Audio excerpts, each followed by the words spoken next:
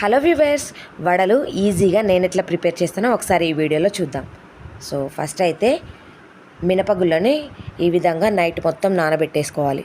నేను ఇక్కడ 2 టీ గ్లాసులు తీసుకున్నాను. So quantity. సో ఇది నైట్ అంతా నానబెట్టుకొని ఈ వాటర్ అన్నీ పడేసుకొని మళ్ళీ ఒకసారి కడుక్కొని మిక్సీ జార్లో వేసుకొని మెత్తని పేస్ట్ లాగా చేసుకోవాలి. సో చూసారు కదా, కొంచెం మెత్తని పేస్ట్ లాగా చేసుకుంటేనే బాగుంటుంది.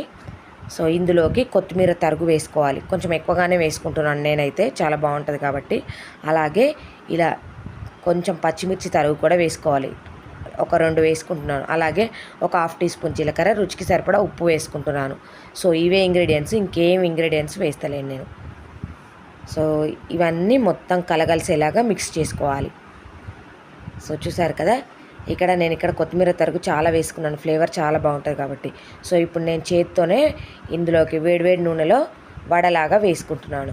సో ఈ వడలు వేసేటప్పుడు మనం క్రిస్పీగా రావాలంటే, సాఫ్ట్గా క్రిస్పీగా రావాలంటే ఇలా చేయితోని వాటర్ తడుపుకొని ఇలా కొద్దిగా పిండిని తీసుకొని మధ్యలో హోల్ చేసుకొని నెమ్మదిగా వేసేయాలి. అదమకుండా డైరెక్ట్ వేసేయాలి. అట్లయితే మనకు సాఫ్ట్గా క్రిస్పీగా వస్తాయి అన్నమాట, త్వరగా వేగుతాయి.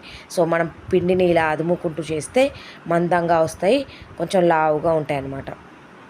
సో ఈ విధంగా మనకు తొందరగా వేగిపోతాయి, చాలా క్రిస్పీగా వస్తాయి, చాలా టేస్టీగా ఉంటుందన్నమాట. సో ఈ విధంగా అదమకుండా చేయండి, చాలా రుచిగా ఉంటాయి. సో చూసారు కదా, నేను చేత్తోనే వేసుకున్నాను, ఎంత చక్కగా వచ్చాయో.